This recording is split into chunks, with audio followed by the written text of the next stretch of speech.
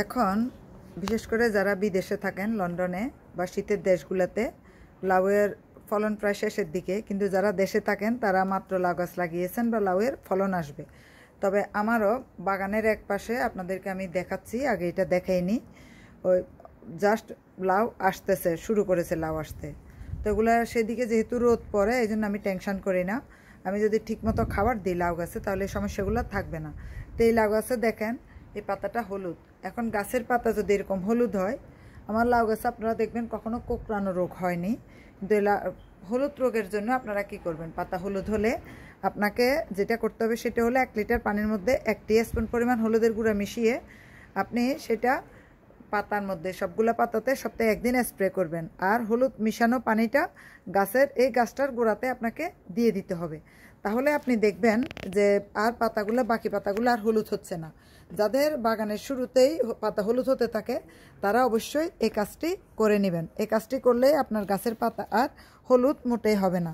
তাহলে আপনি দেখবেন কিভাবে আপনার গাছের লাউগুলো বড় হতে থাকে খুব দ্রুত। দেখেন এই লাউটা পরাগায়ন হয়েছে বেশি দিন হয়নি, মাত্র 4 দিন। 4 দিনে দেখেন লাউ কত বড় হয়েছে। আর বৃষ্টির কারণে বা যাদের গাছের লাউগুলো পচে যাচ্ছে তারা যে কাজটা করবেন সেটা হলো লাউ পলিথিন দিয়ে বেঁধে দিবেন। এই যে দেখেন পলিথিন দিয়ে বেঁধে দেওয়ার পরে এগুলো হচ্ছে টবের লাউ সবগুলা, যে এখানে কুমড়া ফুল এসেছে। তো টবের লাউয়ের যেটা হয় সেটা হলো ওই যে লাউগুলো অনেক বড় বড় হয়, তবে আপনি পলিথিন দিয়ে এভাবে ঢেকে দিতে হবে। তো আমি রেগুলারলি যত্ন নেওয়ার কারণে আমার গাছে কিন্তু ওই যে কোনো পচন রোগটা আসেনি বা কোঁকড়ানো রোগটা আসেনি। আর আপনারা দেখেছেন প্রথম দিকে আমার বাগানে অনেক যে শামুক ঝিনুক ছিল সেটা আমি ওষুধ দিয়ে, ঘরে তৈরি ওষুধ দিয়ে সেটা নষ্ট করেছি। আর এখন আমাদেরকে যেটা করতে হবে সেটা হলো, আমাকে এক আপু প্রশ্ন করেছেন যে গাছে যদি হয় ওই যে লাউগুলো একটু বড় হয়ে পচে পচে পড়ে যাচ্ছে, লাউগুলো একটু পচে পচে যদি পড়ে যায় তাহলে আপনি কি করবেন। এই যে দেখেন প্রচুর লাউ হয়েছে আমার গাছে, কিন্তু এই যে যতগুলো আপনাদের লাউ গাছ দেখিয়েছি কোনো লাউ গাছের কিন্তু পচে পড়ে যায়নি লাউ।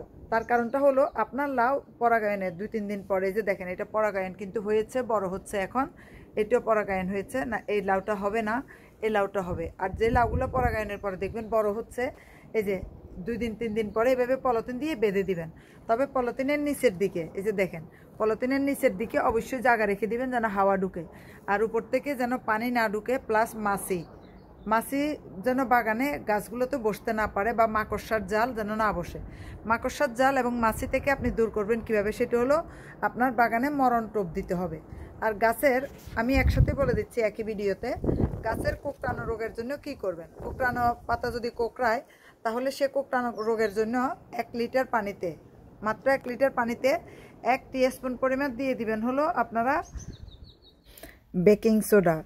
1 টিস্পুন পরিমাণ বেকিং সোডা দেওয়ার পর দিয়ে দিবেন 1 টিস্পুন পরিমাণ হলুদের গুঁড়া। তারপর দিয়ে দিবেন 1 টেবিল স্পুন পরিমাণ শ্যাম্পু অথবা ওয়াশিং লিকুইড, যেটা দিয়ে আপনারা থালা বাসন ধোন সেটা, অথবা আপনার মাথার যে শ্যাম্পু ব্যবহার করেন সেটা। তারপর 1 টেবিল পরিমাণ কফি, হলুদের গুঁড়া, বেকিং সোডা এবং শ্যাম্পু 1 লিটার পানিতে দিয়ে ভালোভাবে মিক্স করবেন। ভালোভাবে মিক্স করে একটা স্প্রে বোতলে করে এই যে স্প্রে করে দিবেন, গাছে গাছে স্প্রে করে দিবেন। তাহলে আপনার গাছের কোঁকড়ানো রোগটা চলে যাবে।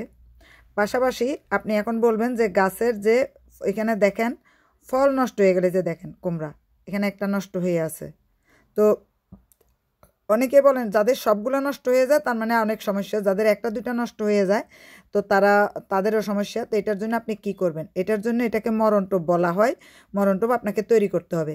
যে এখানে লাউ বা কুমড়া থেকে আপনারা যে কোনো একটা তুলে, অথবা আপনার বাসায় যদি লাউ কুমড়া থাকে সেটা ছেঁচে আপনাকে যেটা করতে হবে সেটা হলো ওই যে মশলা জাতীয় করে নিতে হবে, আড়া ছেঁচা করে বা আড়া ভাঙ্গা করে, যেটা একটা পেস্টের মতো তৈরি করে নিতে হবে। অথবা লাউ বা কুমড়া আপনি জাস্ট ছোট ছোট টুকরা করে শক্ত কিছু দিয়ে থেতলে নেবেন, পেস্ট করে নেবেন অথবা থেতলে নেবেন।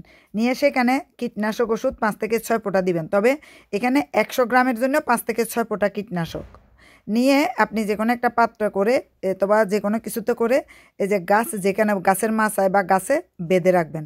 তখন এই যে মরা মাছিগুলো আছে, মানে কীটনাশক ওষুধ খেলে এরা মারা যাবে। যে মাছিগুলা বা যেই আপনার পোকামাকড় আপনার লাউ নষ্ট করে দিচ্ছে, লাউয়ের করা বলা হয় এগুলাকে, ছোট ছোট লাউগুলোকে এগুলো নষ্ট করে দিচ্ছে, সেটা দূর হবে। কারণ আপনি তো আর লাউ বাগানে বসে থাকেন না যে কী ধরনের পোকামাকড় আসতেছে, কীটনাশক স্প্রে করে দিবেন না, কারণ এই ফলনগুলো আপনারা নিজেরাই খাবেন। এই জন্য কীটনাশক সরাসরি আপনারা যে কোনো লাউয়ের বিরুদ্ধে স্প্রে করবেন না। এই জন্য আপনার লাউ বা কুমড়া থেতলে নেবেন, এখানে যে কড়াটা নষ্ট হয়ে যাচ্ছে সেটা নেবেন না, ভালো একটা কড়া না হলে নিয়ে নেন, অথবা ওই যে আপনার যদি কুমড়ার ফিস থাকে ঘরে, কুমড়া বা লাউয়ের ফিস, সেটাকে একটু থেতলে নেন, নিয়ে 100 গ্রাম পরিমাণের মধ্যে 5 থেকে 6 ফোঁটা কীটনাশক ওষুধ কিন্তু যে কোনো ধরনের বাজারে যে কোনো ধরনের দোকানে আপনারা কিনতে পাবেন যারা দেশে থাকেন। আর যারা বিদেশে থাকেন তারা তো যেটা করবেন সেটা হলো লবণ, তারপরে ভিনেগার, 1 লিটার পানিতে 1 টিস্পুন পরিমাণ লবণ, 1 টিস্পুন পরিমাণ ভিনেগার আমরা একসাথে মিশাবো, মিশিয়ে তারপরে এই পানিটা যদি স্প্রে করে দেন, ভিনেগার আর সল্ট পানির মধ্যে দিয়ে যদি আমরা মিশিয়ে দিই, তাহলে খুব সহজেই আপনার গাছের পোকামাকড়গুলো মরে যাবে। গাছের পোকামাকড় যদি মারা যায় তাহলে আপনার লাউয়ের করা আর নষ্ট হবে না। কীটনাশক ওষুধ যারা পান তারা কীটনাশক ওষুধটা এনে জাস্ট থেতলে গাছের গোড়াতে বা গাছের আগাতে মাচার মধ্যে দিয়ে দিবেন।